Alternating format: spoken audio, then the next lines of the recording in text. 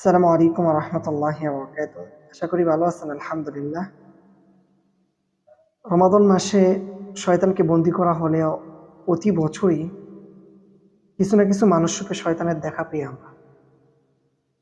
গত বছরও পেয়েছি 2024, 23, 22, 20, 21 যত পিছনে যাব প্রতি বছরই একজন, দুইজন, তিনজন, পাঁচজন করে মানুষরূপে বড় বড় শয়তানকে আমরা দেখতে পারি, বিশেষ করে বাংলাদেশে।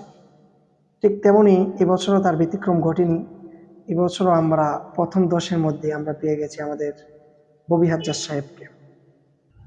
প্রথমত সে চুরি করেছে, বাটপারি করেছে, এটা তো জনগণ তাকে কিছু বলেনি, সেজন্য তার গলাটা অনেক বড় হয়ে গেছে। ওই যে ছোটবেলায় একটা কথা শুনেছিলেন না আপনারা, চোরের মার বড় গলা, ঠিক তেমনই সে এখন জনগণের বিরুদ্ধে গিয়ে সে সংসদ সদস্য হয়েছে। তারপরে আবার এখন এসে জনগণ যাকে চায়, যাকে ভালোবাসে, জনগণ যাকে ভোট দিয়েছে তারকে নিয়ে বা তার বিরুদ্ধে সে থানায় মামলা করবে। সে নাকি অনেক অশৃঙ্খল করেছে, অনেক কিছু বলেছে। আমি এগুলো আসলে মুখে নিয়ে আসতে পারবো না শব্দগুলো। তবে আমি বিএনপির যারা কর্মী আছে এবং বিএনপির যারা সমর্থক আছেন, ভিডিও যারা দেখছেন, আপনাদেরকে আমি উদারত আহ্বান জানাবো ভাই, অন্তত পক্ষে আপনাদের এই সরকার গঠনটা যেন 5 বছর টিকে, সেই সুবাদে হলেও আপনারা ববি হাজ্জাজ সহ আরো বেশ কিছু আপনাদের সংসদ সদস্য এবং নেতা তো নয়, খেতাদেরকে আপনারা মিডিয়া থেকে একটু দূরে রাখেন। তাহলে আপনাদের এই সরকারটা হয়তো বা টিকে যাবে 5 বছর। আর আপনারা এখন যেভাবে চলছেন, যদি এভাবে চলেন আর কয়েকদিন, আমার মনে হয় না যে আপনারা 2-3 বছর মেয়াদ পাবেন, তার আগে আপনাদেরও পালাতে হবে। আর যদি আপনার নিয়ত থাকে যেভাবেই চলবেন, তাহলে আপনি একটা পাসপোর্ট রেডি করে অগ্রিম ভিসা লাগিয়ে রাখেন, যেন ভিসার মেয়াদ শেষ না হয়।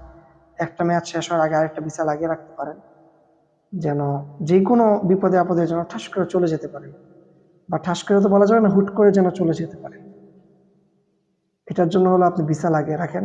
অন্যথায় আপনাদের নিজেদের দলকে এবং কি দেশের মধ্যে শৃঙ্খলা রাখার জন্য আপনারা আপনাদের মিডিয়ার মধ্যে থেকে বেশ কিছু মানুষকে সরিয়ে ফেলুন এবং মিডিয়াতে নির্দিষ্ট কিছু মানুষকে নিয়ে আসেন যারা কথা বলতে পারে সুন্দর করে এবং মানুষের চাওয়া পাওয়া বুঝে, মানুষের অবস্থা বুঝে। আর মামুনুল হক সাহেবকে যদি কিছু হয়, তার আমি বলে দিচ্ছি, এটা আপনারা লিখে রাখতে পারেন খাতা কলমে, আপনাদের সকলের জন্য এবং কি বিএনপির জন্য মেয়াদ খুব নিকটবর্তী, যে তাদের মেয়াদ শেষ হয়ে যাচ্ছে। যদি আপনারা নিজেদের মেয়াদ বৃদ্ধি রাখতে চান বা মেয়াদকে ঠিক টাইম মতো রাখতে চান, তাহলে অন্তত ববি হাজ্জাজকে চুপ থাকতে বলেন। আশা করি বুঝতে পেরেছেন ব্যাপারটা। না বুঝলেও কমেন্ট করে জানাবেন কি কি বুঝেন নাই। আর আপনি যদি বুঝে থাকেন তাহলেও কমেন্ট করবেন। আপনার যে মন্তব্যগুলো আছে সেগুলোও কমেন্ট করবেন। আপনার যে কোনো বিষয় আছে এগুলো কমেন্ট করে জানাবেন, আমরা সামনে কথা বলবো ইনশাআল্লাহ তাআলা।